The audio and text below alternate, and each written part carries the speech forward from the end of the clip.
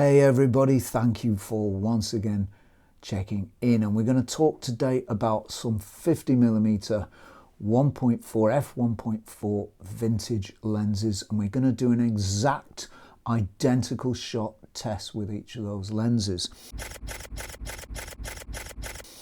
I've tested lenses like this before, 50mm 1.4s of the vintage variety, but I've never done an exact like-for-like, shot-for-shot comparison. So that's what we're going to be doing this week, and the lenses we're going to be doing it with are, I've got them over here. First one is this one. This is the Konica Hexanon AR 57mm f1.4. So this is slightly longer than the others.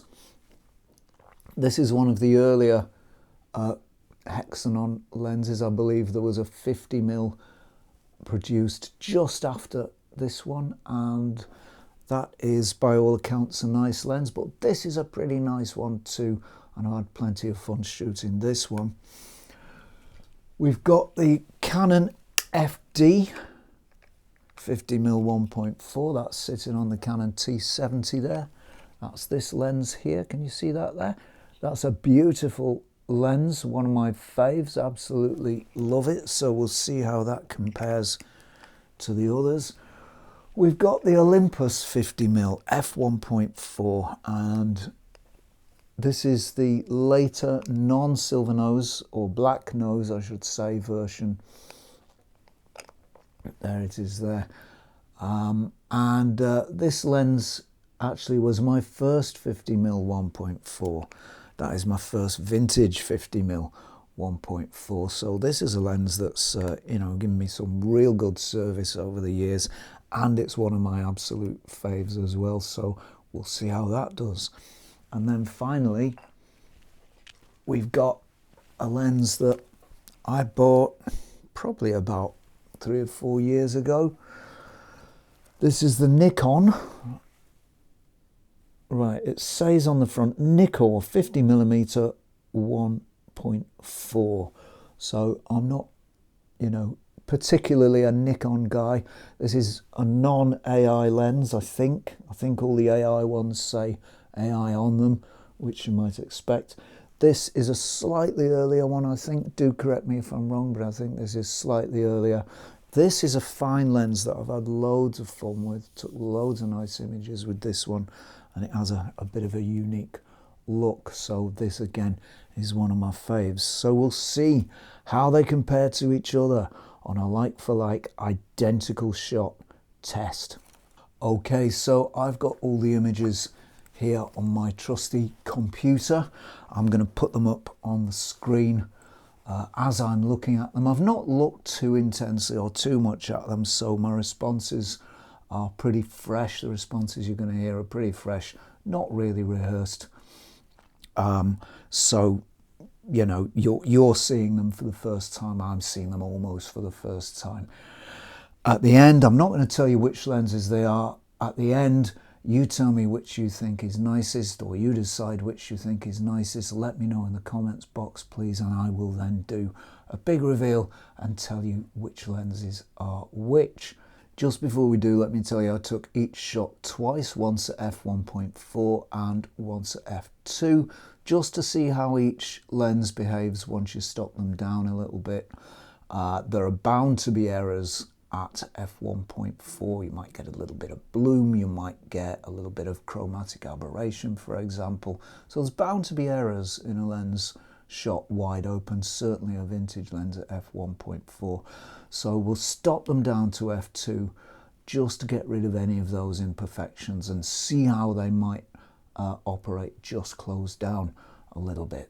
Here's our first shot taken by lens number 1, and this is a shot of a church, and so you can see in the f1.4 shot from lens number 1, it looks reasonably sharp. I wouldn't say this is a soft image. The corners perhaps are slightly softer than the central area of the image, but overall that's a reasonable image. I wouldn't think there are too many problems with it. certainly considering it's an f1.4 50mm vintage lens shot wide open. If you look on the trees, actually at the top right, where they have a background against the sky, you can see a little bit of chromatic aberration creeping in there. So let's close down to f2 and see what difference we get. Well, that's a very different image. You see the vignetting has very much reduced. The image is very much sharper. The colour palette seems a little different as well. That may have been the white balance. I did have the camera on auto white balance, but I have noticed before that stopping down lenses makes them sometimes change or shift in colours or hues slightly. Overall, a far sharper image. You can see those bricks on the church very, very clearly. The branches of the trees are now much more in focus, although they're not in the actual plane of focus, they're still more in focus. We've still got a bit of chromatic aberration there though. Let's go on to lens number 2. Well, lens number 2, that seems to me a little bit softer than lens number 1 shot wide open, and I don't think that's an illusion. I think it really is that little bit softer. There's less chromatic aberration with this lens, but I think there might be a bit more softness in the corners. If you look up at the top left there on the roof of the church.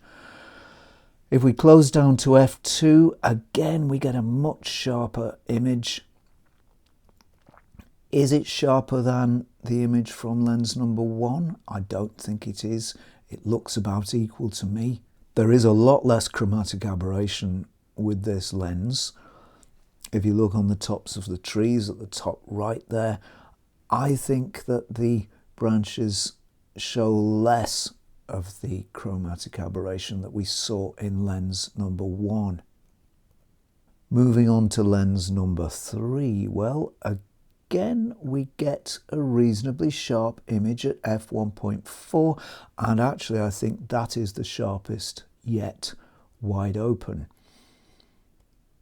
That really does seem quite a sharp image considering this is a vintage 51.4, and when you close it down, gosh, it gets even sharper. I think that's the sharpest image so far.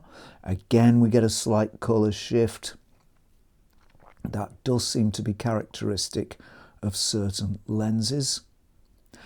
Let's go to lens number 4. Lens number 4, again we get a reasonably sharp image.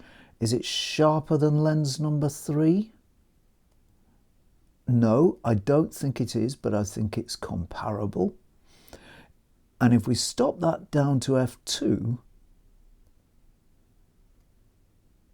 surprisingly, we don't seem to get much of an increase in sharpness.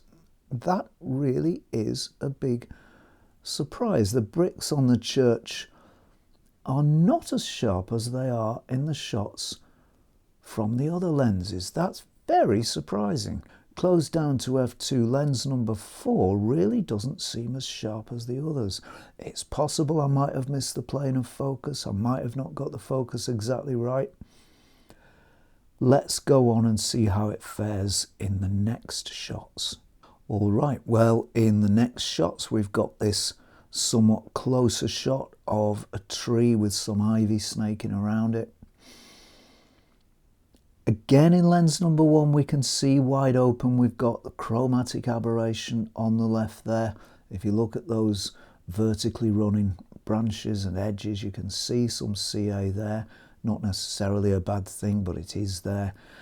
And there's a little bloom on these little pink flowers, some of these little pink flowers on the left-hand side of the shot. We are getting just a little bit of what looks like bloom. The blur is nice. It's a little bit harsh, but it's nice enough, no problem with that. Let's close it down to f2. and things do sharpen up quite a lot. Those little flowers that had a little bit of bloom on them, well, the blooms pretty much disappeared. Everything's much sharper. Vignetting has disappeared. This lens does have quite a bit of vignetting, and we get a rather nicer image, I think. Going on to lens number 2, well, it's reasonably sharp, wide open. There's a reasonably good chromatic aberration performance. I think it's certainly less than on lens number 1. The blur is very similar actually on the right hand side there. I think it's very much comparable. I don't think it's really any less pleasant, but I don't think it's really any more pleasant either. Let's close that lens down now to f2 and we get a very much sharper image. Things have really sharpened up. Whether it's sharper than the image from lens 1, I don't think it is, but it's certainly comparable. Blur is not as pleasant, perhaps a little bit harsher. Lens number 2. Lens number 3. Okay, what can we say about this one? Now, is that sharper than lens number 2? I don't think it is. I really think that's very similar. Lens number 1. Is it sharper than the image from lens number 1? Yes, I think it is slightly, but comparable with 2. What happens if we stop it down? Well, it gets much sharper. I'm not sure the blur is quite as nice from this lens, from lens number 3, as it was from lens number 1. And I really don't think it's quite as nice closed down to f2 either. All right, for lens number 4, well, actually, if we look at the wide open shot, I think that's the nicest of the lot. It's got much more body than the rest of them. It's got better contrast. It's equally as sharp as the images from lenses 3 and 2, though it does beat lens number 1. Blur is nice, but not over nice on the right there. There's a little CA on the left, top left there perhaps, but generally a nice shot. If we close it down, oh, it gets even nicer. That's extremely sharp, lovely contrast, lots of resonance and body and thump, and rather nicer than the image from lens number 3 at f2, because it's got more contrast. It shouts at you more. It draws the eye in more. It's just a nicer image, and I think lens number 4 takes the crown for this shot. Okay, the next shot is of this wall, and the focus point is on the first of those pillars, the smaller of the 2 pillars that you can see there. So lens number 1 gives us a nice image here. It's got plenty of contrast, and I do like the tones it's giving us. I love the browns and greens that are coming through. I love the contrast. I love the body of the shot. The blur is nice in the background. It's a little bit sketchy, but I do kind of like that blur. Yeah, a nice shot. The blur in the foreground is nice, if you can see that on the right hand side of the shot. Let's close it down to f2 and see what happens. Then we get a really lovely shot. That's full of resonance. That's full of body. It's very, very sharp. Look at the sharpness on that first pillar there. I love the colours, the green of the ivy, the green of the bush and the trees in the background, and the browns and the greens on the wall. I do think that's a really lovely shot. If we look at lens number 2, is it as sharp as the image from lens number 1? I think it's comparable. I do think it's comparable. If it's different, there isn't very much in it. I like the blur this lens is giving. in the background there. I like the colours, but they're not so strong and resonant as those from lens number 1, and there's a bit of a greenish cast on this shot, which I'm not particularly keen on, I must be honest. Let's close that down to f2. Okay, that's a nicer shot. We've got better sharpness. I think the colours are a bit nicer. The green of the ivy on the lower left there is nicer.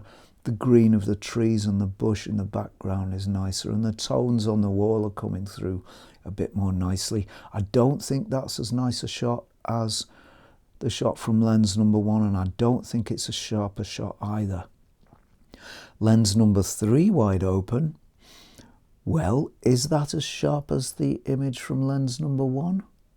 I think it's slightly sharper, but I don't like the colours quite as much. The contrast, I think, is a little bit less, and everything just seems a little bit muted from this lens on this particular shot. It did really well on the first shot of the church, but it's kind of lagged a little bit since, because I think some of those tones, to me anyway, those tones, those colours, the flatness of the image just means it isn't quite as nice as that from lens number 1 in this shot. Close down to f2. Well, it sharpens up very considerably. Is it the sharpest yet? No, I don't think it is. I think it's equivalent or equal to lens number 1, possibly a little softer actually, possibly just a little bit softer. See what you think. Let's go on to lens number 4 now. So that seems a rather nice shot wide open. We're getting, in a similar way to we got from lens number 1, we're getting those nice strong tones pouring through the glass, and it's rather similar actually in its colours and contrast to lens number 1. It's not quite as resonant or in your face, but it does have a very engaging quality. I love the way the greens and the browns come through. I like the blur, it's nice and it's comparable to all the rest of the lenses. None shows a particular talent for blur in this shot, but none is what I'd call unpleasant. They're all nice enough. Close it down to f2. My oh my, that's another very, very sharp shot. But is it as nice as the shot from lens number 1? Maybe not actually. Tell me what you think, and they're very, very similar images, but I'm thinking the image from lens number 1 just has that little bit more resonance about it, that little bit more sparkle, that little bit more dynamism. Let's go on now to the final shot for today. That's the gate in the churchyard there. So shot number 1 wide open, lens number 1. Well, now that's a little bit soft. I'm pretty sure I got the point of focus correct in all of these images. I was using focus peaking, so it's possible I might have just got it slightly off. Maybe I should have used magnification, but I'm pretty certain I got everything right. So this, I think, is about as sharp as an image as we're going to get from this lens. It's not particularly sharp. It's not a bad image for a vintage 50-1.4 wide open. There is quite a bit of CA. If you look at the top of the top center of the screen there, there's a lot of CA coming from those leaves and branches of the silver tree, right bang in the center there. Let's see what happens if we close it down to f2. Wow, what a difference.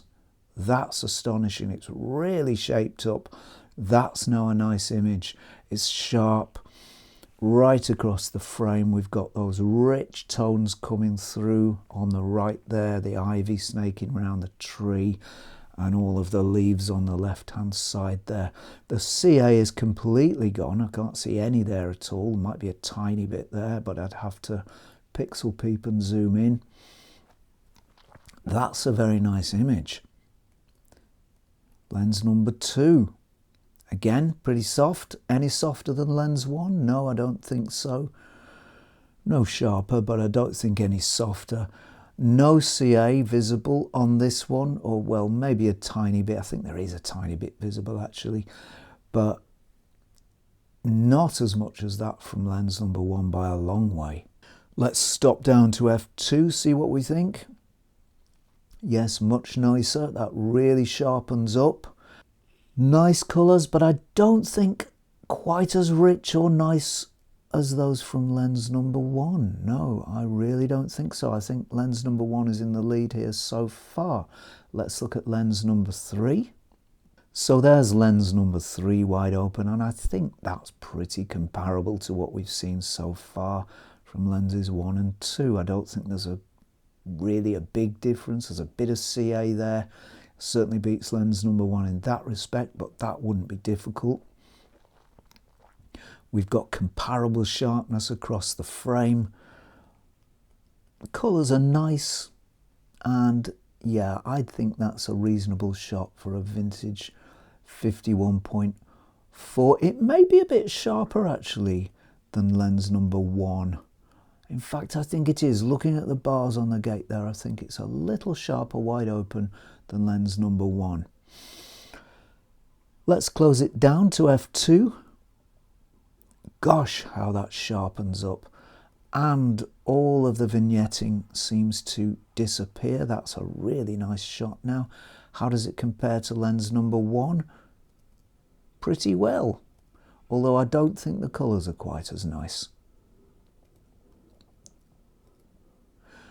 Lens number 3. Again, a good performance from lens number 3. Sharper than lens number 1, certainly, if you look at the bars on the gate. No, actually, I don't think it is. I think lens number 3 is slightly sharper. There's very little CA, certainly not as much as from lens number 1. And the colours are pretty nice. Yeah, I think that's a nice shot. We've got reasonable sharpness, little CA and reasonable colours. Let's stop it down. And again, that really sharpens up. Is it the sharpest so far? No, I don't think it is. I don't think it beats lens number 1 for sharpness. I don't think it beats lens number 3 for sharpness. In fact, stop down, lenses 1 and 3, I think, pretty much tie for sharpness. I can't really put a hair between them. Lens number 4 is not far behind, but I don't think it is quite as sharp in the final analysis. So, are we ready for the big reveal? Well, let me tell you now that lens number 1 was this lens, the Nikon 50mm, Nikkor I should say, 50mm f1.4. Lens number 2, you've probably already guessed because I've given it away with the focal length, was this lens, the Konica Hexanon AR 57mm. Lens number 3, whoops, lens number 3 was one of my faves over the years, the Olympus Zuiko Black Nose 50mm f1.4, and lens number 4 then of course must have been, and in fact was, the Canon 50mm FD 1.4. So how did you do? Did you get it right? Well done if you did, and well done if you didn't as well.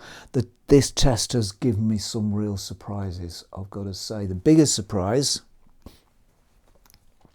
was that this lens, my lovely Canon FD that I've been using and shooting for years and years, and I thought was probably my sharpest vintage 51.4 isn't my sharpest vintage 51.4 at all. It's a nice lens and it gives some very, very nice results, but it's not the sharpest here, and I don't think it gives the nicest colours here either, although it does give very nice colours. I think it probably comes second in the colour stakes. This is one of the later vintage lenses. It's the sort of penultimate generation, so I'd expected this to, you know, outperform all of them, but it didn't. It really didn't. The sharpest lens, I think, lens number 3, consistently sharpest, was the Olympus 50mm. But again, this was a surprise to me. This gave me a surprise because it doesn't give really the nicest images. They're a little bit flat. They're a little bit lacking in character compared to some of the other lenses, certainly compared to the Canon, and I think compared to the Nikon, which was lens number 1 as well. I mean, I've used this lens for years and years and years. I've had loads of fun with it. I am surprised it was the sharpest one here. I'd expected that to be the Canon. The Canon is a sharp lens, but I don't think it's quite as sharp as this old Olympus Zuiko from the late 70s, early 80s, and dating back before that with the silver nose versions, though I think the formula was changed midway sometime. The Nikon lens, I think, comes out as the nicest. And looking at what this lens can do in this test, I think it gives the nicest colours. I think it gives the most body and fullness and resonance in shots. I think it gives consistently the best contrast. It's not always the sharpest. In fact, sometimes it's the softest, but I'll forgive it that because all things considered, overall, I think this lens has the potential for making the nicest images rather when it's stopped down to f2. So I think this one takes the crown despite it not being the sharpest one here. Another big surprise was this Konica Hexanon. Now, I love Konica lenses and I've had some nice results with this lens, but most of the Konicas I've shot have been the later generation of Hexanons, not this earlier generation. This is an earlier generation lens and I don't think it quite cuts it here with the company it's in. It's consistently softer, it's consistently got less contrast, it's consistently got not quite as nice colours. So I think last prize goes to this little Konica. Sorry about that, Konica, but there we are. That's just how these advanced tests on the Xenography channel go, I'm afraid. There we are. Well, I hope you've enjoyed that video and I hope it's been of some use to you. Again, it's been a big surprise. It's really revealed some facets of those lenses that I just didn't expect to see. Please do like, subscribe and ring the bell if you've enjoyed this episode. Many, many thanks to those who have subscribed. Thank you very much for all your support. That's a real heartfelt thanks. Numbers are increasing. I do wish they'd increase a little bit more, so chuck us a sub please if you like this episode. That really would be appreciated. Many, many thanks also go to patrons without whom this channel wouldn't be possible. Many thanks for your continued support. Whether you've been with us from the beginning, whether you've joined us part way, whether you're a recent patron or whether you've been with us for a time and aren't with us anymore. Many, many thanks for that support, and that is a genuine, heartfelt thank you. Thank you very, very much. As for me, that's it for now. Please do join me next time around this time if you're not doing anything in particular for a little more xenography. Cheerio all.